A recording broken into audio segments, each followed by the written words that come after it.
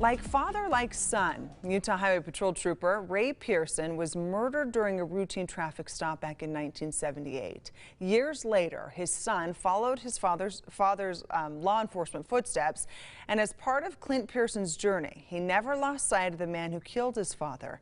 For every crime, there's a story, and the truth matters. Here's ABC4 senior crime and punishment correspondent Marcos Ortiz with tonight's Justice Files.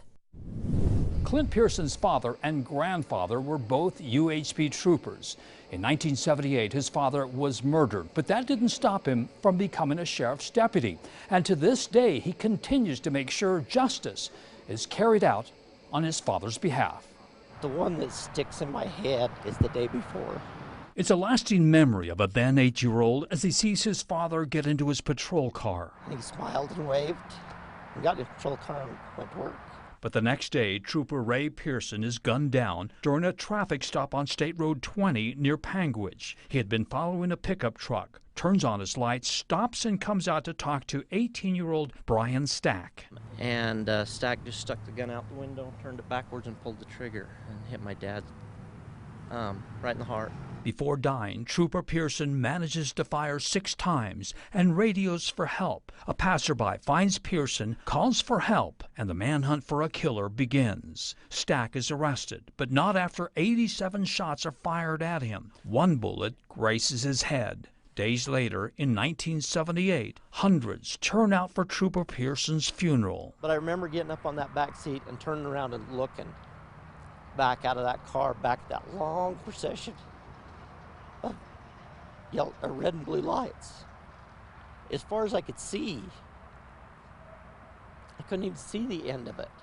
40 years later, Brian Stack remains in prison. He's been there since cutting a deal to avoid the death penalty, but he's up for parole now.